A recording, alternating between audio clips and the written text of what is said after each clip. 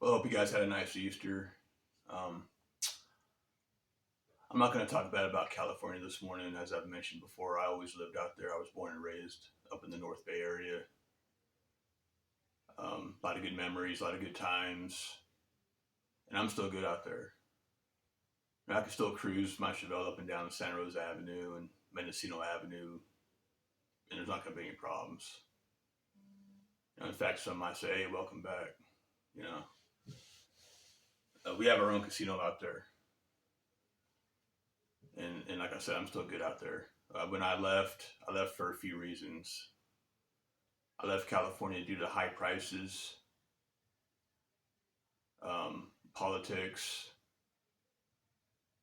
and a couple other things that kind of fall underneath that. Um, I just want to make a suggestion to some of you that still love living in California, and I still got love for California. So, like I said, I'm not bad mouthing California. I'm not bad mouthing anybody that loves living in California. I know why you do. It's got some, yeah, it's nice. It's nice there. If you really live there, it's nice there.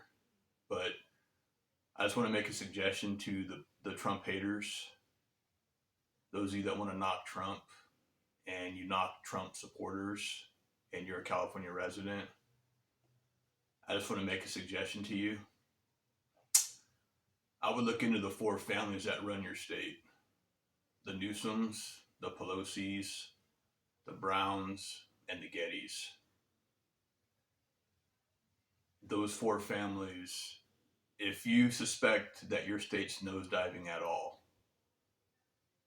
or you think that it's gotten worse in the last 10 years or so, and it has, I would question those four families. For those of you that are kind of on the fence, you're not sure what side to rock, I would question a few other things, like why the borders, until recently, have always been wide open. Why do you have so many illegals pouring into your state?